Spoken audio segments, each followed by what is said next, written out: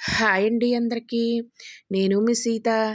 ఎలా ఉన్నారండి అందరూ? బాగున్నారు కదా? నేనైతే చాలా బాగున్నానండి. మీరు కూడా బాగుండాలని మనస్ఫూర్తిగా కోరుకుంటున్నాను. ఫస్ట్ టైం నా వీడియో చూస్తుంటే ప్లీజ్ సబ్స్క్రైబ్. ఈరోజు రెసిపీ వచ్చేసి కొత్తగా కొబ్బరి లడ్డు అయితే చేస్తున్నానండి. చాలా టేస్టీగా ఉంటుందండి. పచ్చి కొబ్బరిలో పాలు వేసి చూడండి ఎంత రుచిగా ఉంటుందో మీకే తెలుస్తుంది. అలాగే ఈ లడ్డు అయితే చాలా టేస్టీగా అయితే ఉంటుందండి. ఇలా పచ్చి కొబ్బరి ఎక్కువగా ఉన్నప్పుడు మనం ఈ విధంగా చేసుకుంటే చాలా బాగుంటుందండి. ఇలా పచ్చి కొబ్ ఇలా కొ నేనైతే దాన్ని ఏ విధంగా తయారు చేసుకుందామో చూసేద్దాం రండి. ముందుగా అయితే ఒక కప్పుతో అయితే పచ్చి కొబ్బరిని అయితే తీసుకున్నానండి. నేను ఒక 3 కొబ్బరి చిప్పల దాకా తీసుకున్నానండి.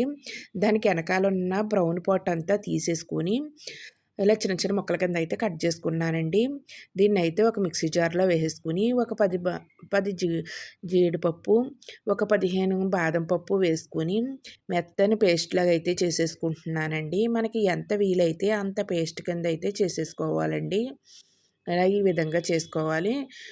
ఆడుకున్న ఆ పేస్ట్‌ని అయితే కొబ్బరి తురుమునైతే మనం ఇలా ఒక బౌల్లోకి అయితే తీసేసుకుని పక్కన పెట్టేసుకుందామండి. ఇప్పుడు స్టవ్ వెలిగించుకుని ఒక కడాయిని పెట్టుకుందామండి. కడాయి వేడెక్కాక 2 టేబుల్ స్పూన్లు నెయ్యిని వేసుకుందామండి. ఇలా నెయ్యిని వేసుకుని నెయ్యి కాగిన తర్వాత ఇందులో కొద్దిగా జీడిపప్పు, అలాగే బాదం పప్పునైతే చిన్న ముక్కల కింద అయితే చేశానండి. వాటిని కూడా వేసేసుకుందామండి. వేసుకుని బాగా వేయించేసుకుందామండి. కొద్దిగా వేగిన తర్వాత కిస్మిస్ పళ్ళను కూడా వేసుకుంటున్నానండి. ఈ కిస్మిస్ పళ్ళు కూడా బాగా వేగిపోయి ఇలాగ లైట్ గోల్డెన్ కలర్ వచ్చేదాకా వేయించేసుకోవాలండి. ఇలా వేగిన తర్వాత మనం ఒక ప్లేట్ తీసుకుని ఆ ప్లేట్లోకి అయితే తీసేసుకోవాలండి. మొత్తం అన్నీ కూడా ఇలా తీసేసుకోవాలండి. ఇలా మొత్తం తీసేసుకుని పక్కన పెట్టేసుకుందామండి. అలా పక్కన పెట్టేసుకుందామండి. పక్కన పెట్టేసుకుని ఇప్పుడు అదే కడాయిలో కొబ్బరి తురుమునైతే వేసేసుకుని మంట అయితే సిమ్‌లోనే పెట్టేసుకోవాలండి. హై ఫ్లేమ్‌లో పెడితే మాడిపోద్ది. సిమ్‌లో పెట్టుకొని మొత్తం కొబ్బరి తురుమంతా పొడి పొడిలాడుతూ వచ్చేలాగా వేయించుకోవాలండి. ఇలా మొత్తం అంతా కూడా ఏగాలండి. దానికున్న వాటర్ అంతా ఇంకిపోయి డ్రైగా అయిపోయేదాకా వేయించుకోవాలండి. అలాగని మాడిపోకూడదండి. మనం అలా కంటిన్యూగా కలుపుకుంటూనే ఉండాలండి. సిమ్‌లోనే పెట్టుకోవాలి మంటనైతేని. చూసారు కదండీ! ఈ విధంగా వేయించుకుంటే సరిపోద్ది. ఇప్పుడైతే ఒక కప్పు కొబ్బరి తురుముకి నేను ఒక కప్పు పాలను పోస్తున్నానండి. పాలని ఆ కొబ్బరి తురుములోనే వేసేసుకున్నాను. ఒక కప్పు పాలైతే వేసుకున్నానండి. ఇలా పాలు వేయడం వల్ల ఈ కొబ్బరి లడ్డు అయితే చాలా టేస్టీగా ఉంటుందండి. ఇది కొబ్బరి తురుము మనకి పూజలప్పుడు కొబ్బరికాయ ఎక్కువగా మిగిలిపోతూ ఉంటాయి కదా! అలా మిగిలినప్పుడు ఇలా లడ్డు కింద అయితే చేయండి. చాలా టేస్టీగా అయితే ఉంటుందండి. చాలా సింపుల్‌గా కూడా చేసుకోవచ్చు ఈ లడ్డూనైతేని. మొత్తం పాలు పోసిన తర్వాత కంటిన్యూగా కలుపుతానే ఉండాలండి. ఇలా కలుపుకుంటానే ఉండాలండి. మనకి కింద అడుగంటేస్తూ ఉంటుంది. బాదం పప్పు, జీడిపప్పు మనం పేస్ట్ కింద చేసాం కదా! అందుకని అడుగంటుతుందండి. ఇలా కలుపుకుంటూ ఉండాలండి. చూసారు కదండీ! పాలన్నీ ఇంకిపోయినాయి కదా! మనం ఇప్పుడు ఒక కప్పు కొబ్బరి తురుముకి అరకప్పు పంచదారనైతే వేసుకుంటున్నానండి. ఒక కప్పు కొబ్బరి తురుముకి ఒక అరకప్పు పంచదార అయితే సరిపోద్దండి. కరెక్ట్‌గా ఉంటుంది తీపైతేని. కొంచెం తీపి ఎక్కువ తినేవాళ్ళు కొంచెం ఎక్కువ వేసుకోండి. తగ్గించుకునేవాళ్ళు కొంచెం తగ్గించుకుని వేసుకోండి. ఇది మీ ఆప్షనల్ అండి.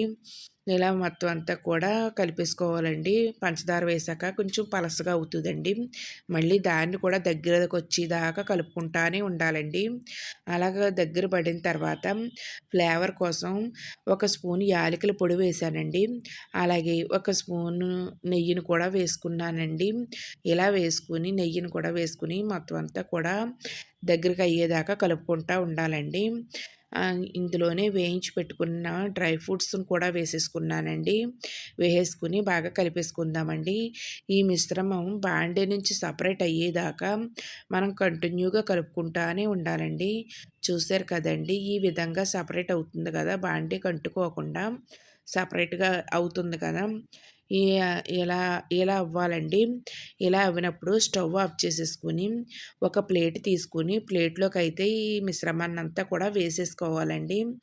కొంచెం చల్లారిన తర్వాత మనం చేతికి కొద్దిగా నెయ్యిని రాసుకొని ఇలా ఉండల కింద అయితే చుట్టేసుకోవాలండి.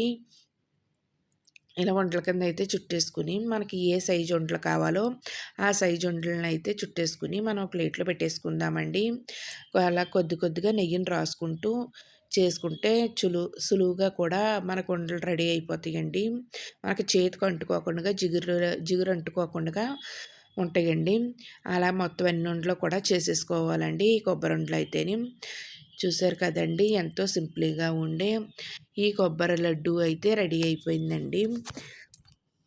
ఇలా మనం ఏ సైజు కావాలితే ఆ సైజు చేసుకోవచ్చండి. చిన్న సైజు, పెద్ద సైజు మనకి ఏది కావాలితే అది చేసుకోవచ్చండి.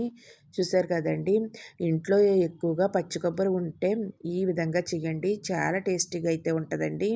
మనకి పూజలప్పుడు ఎక్కువ కొబ్బరి మిగిలిపోతూ ఉంటది కదా! కొబ్బరి వేస్ట్ చేయకుండా ఇలా కొబ్బరి లడ్డు చేసుకుంటే సూపర్‌గా ఉంటదండి. అలాగే నా వీడియో నచ్చితే మీ ఫ్రెండ్స్‌కి, రిలేటివ్స్‌కి షేర్ చేయండి. వీడియో చూసి లైక్ చేయండి. ఈ రెసిపీని ట్రై చేసి నాకైతే కామెంట్‌లో చెప్పండి. మీకైతే ఏ విధంగా వచ్చిందో. వీడియో చూసిన తర్వాత లైక్ చేయటం మాత్రం మర్చిపోవద్దండి. బాయ్ అండి.